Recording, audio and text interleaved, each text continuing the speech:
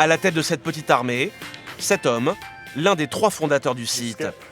Avec sa barbe hirsute et sa tenue décontractée, on a du mal à croire qu'Evan Sharp est un patron à succès. Il a bien voulu nous consacrer 1 heure de son temps afin de nous expliquer les secrets de sa réussite.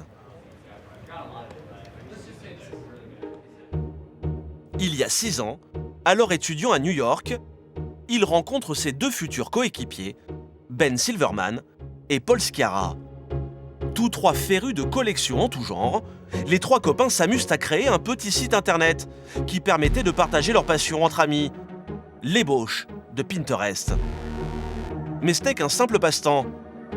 Ben Silverman va faire ses premiers pas dans le monde de l'internet chez le géant Google.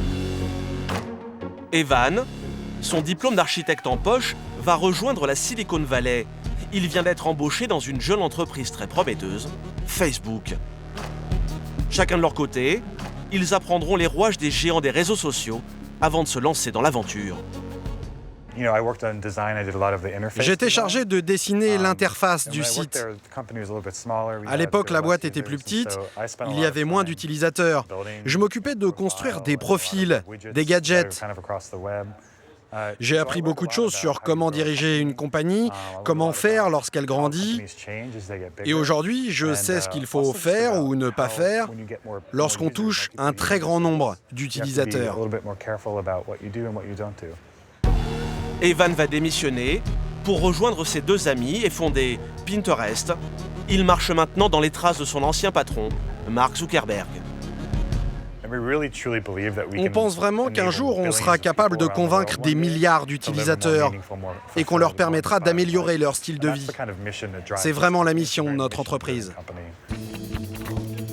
Le concept des 3 jeunes hommes va vite cartonner.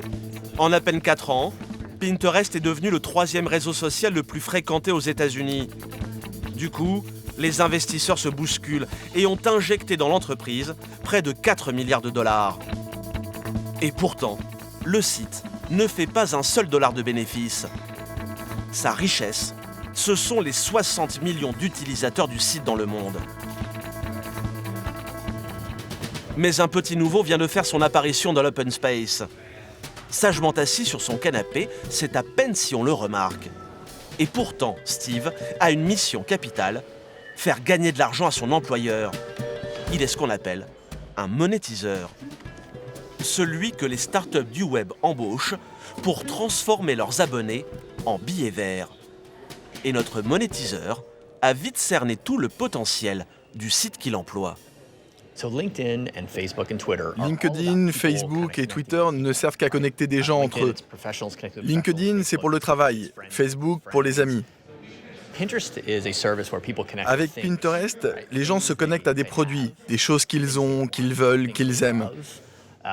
Alors, mettre un peu de publicité sur notre site, ça semble bien plus naturel. Pour que Pinterest gagne de l'argent, Steve a fait rentrer de la publicité sur le site. Il compte employer les mêmes méthodes que Facebook. Quand les utilisateurs consultent les pages, comme celle-ci consacrée à la beauté, ils tombent sur des conseils et des photos d'autres membres. Mais plus seulement. Steve y a glissé très subtilement les publicités des marques. Des encarts publicitaires qui ont tout l'air de conseils beauté et pourtant, quand Steve clique dessus, il le redirige directement sur le site commerçant pour qu'il passe à la caisse. Pour l'instant, les marques ne paient pas pour être sur Pinterest. Mais grâce à cette gigantesque base de données, Steve sait bien que les annonceurs n'hésiteront pas à mettre la main au porte-monnaie. Un jour, ils voudront que beaucoup plus de monde voit leur pub. Et peut-être nous payer pour que, disons, 2 millions de personnes la voient. Là, on est en train de réfléchir au prix qu'on leur demandera. Mais c'est l'idée. Ils nous paieront pour que leur publicité apparaisse partout sur le site. Le rêve de Steve, que Pinterest marche sur les traces de son glorieux aîné.